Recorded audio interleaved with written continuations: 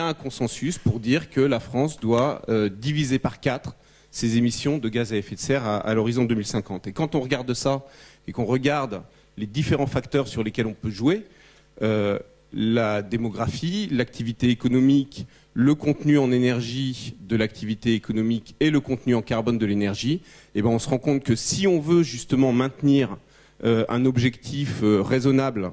du point de vue de l'activité économique, il faut jouer pas seulement sur la décarbonisation, mais sur le contenu en énergie de l'activité économique, et donc il faut réduire la consommation d'énergie. Il faut le faire aussi parce que on peut faire beaucoup mieux dans le domaine de l'énergie que sur les autres gaz à effet de serre dans les autres secteurs. Tout ça a conduit dans le débat national sur la transition énergétique, là encore,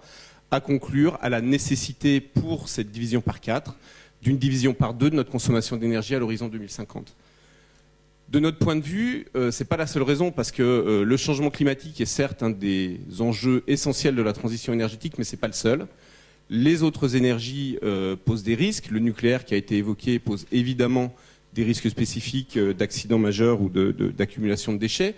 Les énergies renouvelables, que du point de vue de Négawatt, on considère comme plus soutenables d'une manière générale, ne sont pas sans consommer des matières premières, de l'espace, etc. Donc il y a un intérêt global à réduire les quantités d'énergie dont on a besoin pour réduire l'ensemble des impacts de leur production. Et le dernier point important du point de vue de cet impératif de maîtrise des consommations, c'est que quand on parle transition énergétique, on parle aussi évolution des productions d'énergie, donc substitution, et cette substitution, et je parle bien d'une substitution et pas d'une addition, cette substitution, elle n'est possible que l'on aille d'ailleurs vers le nucléaire et le renouvellement du parc ou vers les tout renouvelables, ça ne change rien. La substitution n'est possible, les investissements nécessaires dans ces deux options ne sont possibles